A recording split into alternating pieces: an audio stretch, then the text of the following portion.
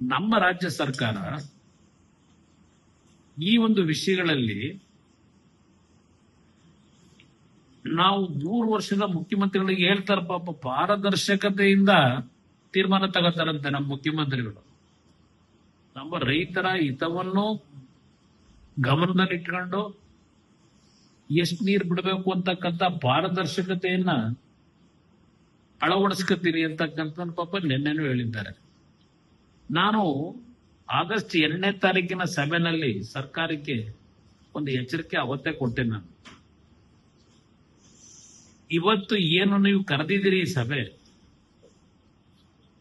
July 28ನೇ ತಾರೀಕು ಯಾವೊಂದು water authority ಅವ್ರು ನೀರು ಬಿಡ್ಲಿಕ್ಕೆ ಹೇಳಿದ್ರು, ಅದರ ಹಿನ್ನೆಲೆಯಲ್ಲಿ ನಮ್ಮ ಸಭೆಯನ್ನು ಕರೆದಿದ್ದೀರಿ. ಈಗಾಗಲೇ ಕಳೆದ 2 ದಿವಸಗಳಿಂದ ಕಬಿನಿ ಜಲಾಶಯಕ್ಕೆ KRSಗೆ ದೊಡ್ಡ ಪ್ರಮಾಣದ ನೀರಿನ ಹರಿವೇನಿದೆ. ಇದರ ಮೇಲೆ ಈಗಾಗಲೇ ಕಬಿನಿಯಿಂದ ನೀವು ಪ್ರತಿನಿತ್ಯ 25,000 ಕ್ಯೂಸೆಕ್ಸ್ ನೀರನ್ನ ಬಿಡ್ತಾ ಇದ್ದೀರಿ.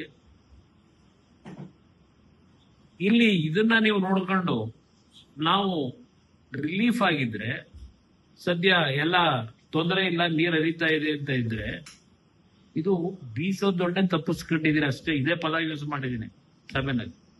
ಬೀಸೋದೊಣ್ಣೆಯನ್ನ ತಪ್ಪಿಸ್ಕೊಂಡಿದೀವಿ ಅಂತ ಹೇಳಿ ಮೈ ಮರಿಬೇಡಿ ಅಂತ ಹೇಳಿದೆ. ಮುಂದಿನ ಆಗಸ್ಟ್ ನಂತರ ಮತ್ತೆ ಪುನಃ ನೀರು ಬಿಡಬೇಕಲ್ಲ ನಾವು. ವಾಟರ್ ಶೇರಿಂಗ್ ಏನಿದೆ ಅದರ ಹಿನ್ನೆಲೆಯಲ್ಲಿ ಈಗ ನೀರು ಒಳ ಹರಿವಿದೆ ಅಂತ ಹೇಳಿ ಇದೇ ರೀತಿ ಮಳೆ ಸಂಪೂರ್ಣವಾಗಿ ಬಂದು ಜಲಾಶಯಗಳು ತುಂಬುತ್ತೆ ಅಂತಕ್ಕಂಥದ್ದು ನಾವು ಆಶಾಭಾವನೆ ಇಟ್ಕೊಂಡ ದೇವರು ಪ್ರಾರ್ಥನೆ ಮಾಡೋಣ. ಆದರೆ ಏನಾದರೂ ಪರಿಸ್ಥಿತಿಗಳು ಹದಗೆಟ್ರೆ, ನೀರಿನ ಮಳೆಯ ಒಂದು ಕೊರತೆ ಬಂದು ಮತ್ತೆ ಮುಂದಿನ ತಿಂಗಳಿಂದ ಸಮಸ್ಯೆಗಳು ಶುರು ಆಗುತ್ತೆ ಆಗಸ್ಟ್ ಎಂಡ್ನಲ್ಲಿ, ಇದಕ್ಕೆ ಯಾವ ಕ್ರಮ ತೆಗೆದುಕೋಬೇಕು ಅನ್ನೋದ್ರ ಬಗ್ಗೆ ಮುಂಜಾಗ್ರತೆ ಕ್ರಮ ತಗೊಳ್ಳಿ ಅನ್ನೋದನ್ನ ಸಭೆಗೆ ಹೇಳಿದೆ. ಇವತ್ತು ಆ ಪರಿಸ್ಥಿತಿ ಬಂದಿದ್ದೇವೆ. ಈಗ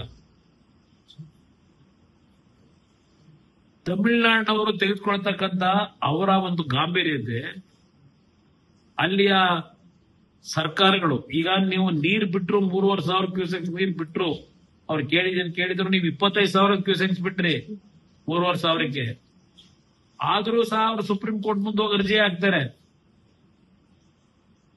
ಡೈರೆಕ್ಷನ್ ಕೊಡಿ ಅಂತ ಹೇಳಿ. ನೀವ್ ಎಷ್ಟು ಮಟ್ಟಿಗೆ ಸ್ಪೀಡ್ ಇದ್ದೀರಿ? ಬರ್ಲಿ ಅದ ಆಮೇಲೆ ನೋಡೋಣ ಅನ್ನೋ ರೀತಿನಲ್ಲಿ ನಿಮ್ಮಲ್ಲಿ ಒಂದು ರೀತಿ ಉಡಾಫೆ ಇದೆ. ಇಲ್ಲಿ ನಾನು ಮುಖ್ಯಮಂತ್ರಿಗಳಿಗೆ ಕೇಳ್ತೀನಿ, ಈ ಜುಲೈ 15ರಿಂದ ಆಗಸ್ಟ್ 10ನೇ ತಾರೀಕು ಅಂದ್ರೆ ಒಂದು 25 ದಿನದಲ್ಲಿ ಎಷ್ಟು ಬಾರಿ ನೀವು ಡೆಲ್ಲಿಗೆ ಬಂದ್ರಿ? ಬಹುಶಃ ನಿಮ್ಮ ಹತ್ರ ನನಗಿಂತ ಜಾಸ್ತಿ ಮಾಹಿತಿ ಇರಬಹುದು ಎಷ್ಟು ಬಾರಿ ಬಂದವ್ರಿ ಇಲ್ಲಿ ನಮ್ಮ ಡೆಲ್ಲಿ ಸ್ನೇಹಿತರುಗಳಿಗೆ. ಜುಲೈ 15ಕ್ಕೆ ಒಂದು ಬಾರಿ ಡೆಲ್ಲಿಗೆ ಬಂದರು, ಜುಲೈ 21ಕ್ಕೆ ಡೆಲ್ಲಿಗೆ ಬಂದರು, ಜುಲೈ 27ಕ್ಕೆ ಡೆಲ್ಲಿಗೆ ಬಂದರು, ಆಗಸ್ಟ್ 9ಕ್ಕೆ ಡೆಲ್ಲಿಗೆ ಬಂದರು. ನೀವು ಬಂದು ಮಾಡಿದ ಕೆಲಸ ಏನು? ಏನಾದರೂ ಕಾವೇರಿಯ ನೀರಿನ ಹಂಚಿಕೆ ಏನು ಮಾಡಬೇಕಾಗಿದೆ ಈಗ ಈ ವರ್ಷದ ಮಳೆ ಕೊರತೆನಲ್ಲಿ, ಇದಕ್ಕೆ ಏನೇನು ಕ್ರಮ ತೆಗೆದುಕೋಬೇಕಾಗಿದೆ ಅಂತೇಳಿ ಏನಾದ್ರೂ ಒಂದು ದಿನ ನಿಮ್ಮ ವಕೀಲರುಗಳ ಜೊತೆ ಚರ್ಚೆ ಮಾಡಿದಾರ? ಇಲ್ಲಿ ಬಂದು ನೀವು ಬಂದು ಅವ್ರು ಯಾರು ಕೇರಳದ ಲೀಡರ್ ವೇಣುಗೋಪಾಲ್, ಕರ್ನಾಟಕಕ್ಕೂ ಆ ವೇಣುಗೋಪಾಲ್ಗೂ ಸಂಬಂಧ ಯಾಕೆ ಇಟ್ಕೊಂಡಿದ್ದೀರಿ ಗೊತ್ತಿಲ್ಲ ನನಗೆ. ಇಲ್ಲೆಲ್ಲೋ ಸುರ್ಜೇವಾಲ್, ಅದೆಂತ ಸುರ್ಜೇವಾಲ್, ರಣದೀಪ್ ಸಿಂಗ್ ಸುರ್ಜೇವಾಲ್, ನೀವು ಅವ್ರ ಮನೆ ಕಾಂಪೌಂಡ್ ಕಾಯಕಿಲ್ ಬರ್ತೀರಿ, ಇಲ್ಲಿ ಅವ್ರ ಮನೆ ಗೇಟ್ ತಟ್ಟಕ್ ಬರ್ತೀರಿ, ಇಲ್ಲಿ ಬಾಗಿಲು ತಟ್ಟಕ್ಕೆ. ಇನ್ನೊಂದ್ ಕಡೆ ನಮ್ಮ ರಾಜ್ಯದವರೇ ಮಲ್ಲಿಕಾರ್ಜುನ್ ಖರ್ಗೆ ಅವರು ರಾಷ್ಟ್ರೀಯ ಅಧ್ಯಕ್ಷರು, ಅಲ್ಲ ಅವೆರಡ್ ಕಡೆ ಬಾಗಿಲೇನಾದ್ರು ಬೇಗ ತೆಗಿಲಿಲ್ಲ ಅಂತ ಇಲ್ಲಿ ಬರ್ತೀರಿ ಮಲ್ಲಿಕಾರ್ಜುನ್ ಖರ್ಗೆ ಅವ್ರ ಮನೆ ಮುಂದೆ. ಅವರು ಕಾರ್ಯಕ್ಕೆ ನಿಮ್ಮನ್ನು ಕಳಿಸ್ತಾರೆ. ನೀವು, ನಾನು ಅದನ್ನೇ ಒಂದು ತಿಂಗಳಿಂದ ನೋಡಿದ್ದೇನೆ, ನಿಮಗೆ ರಾಜ್ಯದ ಜನತೆಯ ಹಿತಾಸಕ್ತಿಗಿಂತ ಹೆಚ್ಚಾಗಿ ನಿಮ್ಮ ಕುರ್ಚಿ ಉಳಿಸ್ಕೊಳ್ಳಿಕ್ಕೆ ನಿಮ್ಮ ಮಂತ್ರಿಮಂಡಲ ರಚನೆ, ಅಲ್ಲಿಂದ ಕ್ಯಾಬಿನೆಟ್ ನ ಪೋರ್ಟ್ಫೋಲಿಯೋಗಳು ಮಂತ್ರಿಗಳಿಗೆ ಈಗ ಬಂತು ಆಗ ಬಂತು, ಈಗ ಬಂತು ಆಗ ಬಂತು, ದಿನ 1-2 ದಿವಸದಿಂದ ನೋಡ್ತಾನೆ ಇದೀವಿ. ಇದಕ್ಕೆ ಇವ್ರ ಮನೆ ಬಾಗಿಲು ತಟ್ಟಕ್ ಬಂತೀರಿ ಇಲ್ಲಿ. ನಿಮ್ಮ ಪರಿಸ್ಥಿತಿ ಎಲ್ಲಿಟ್ಕೊಂಡಿದ್ದೀರಿ? ಇನ್ನ ಇದು ಒಂದು ಭಾಗ. ಅಲ್ಲಿ ಕರ್ನಾಟಕದಲ್ಲಿದ್ರೆ ಅಲ್ಲಿ ಯಾವುದೋ ಬಿಡದಿನಲ್ಲಿ ಇಂಟಿಗ್ರೇಟೆಡ್ ಟೌನ್ಶಿಪ್ ಇಂಟರ್ನ್ಯಾಷನಲ್ ಸ್ಟ್ಯಾಂಡರ್ಡ್ ಅದು. ದಿನ ಪೇಪರ್ ಅಡ್ವರ್ಟೈಸ್ಮೆಂಟ್, ಟಿವಿ ಅಡ್ವರ್ಟೈಸ್ಮೆಂಟ್, ಅದೇನೋ ಆ ಟಿವಿ ಯಾವಾಗ ಒಂದೊಂದು ಅರ್ಧ ಗಂಟೆಗೂ ಶೋ ನೋಡಿನ ಜನತೆಗೆ.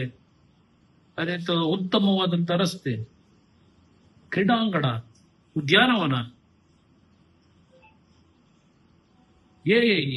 ಉದ್ಯೋಗ ಯುವಕರಿಗೆ ಯಾವಾಗ ಕೊಡ್ತೀರಪ್ಪ ಇವೆಲ್ಲ? ಇದಕ್ಕೆ ನಿಮಗೆ ಟೈಮ್ ಇದೆ.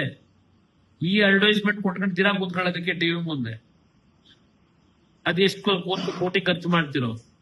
ಈಗ ಅದೆಂತದ್ದು, ಈಗ 1000 ಕೋಟಿ ಯಾರ ಅಪ್ಪನ ಮನೆದ್ರಿ ದುಡ್ಡು?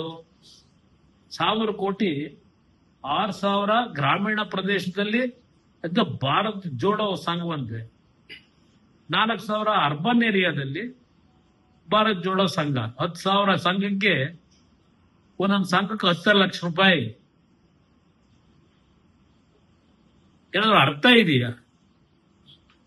ಈ ಕೆಲಸ ಮಾಡ್ಕೊಂಡು ಕೂತಿದ್ದೀರಿ.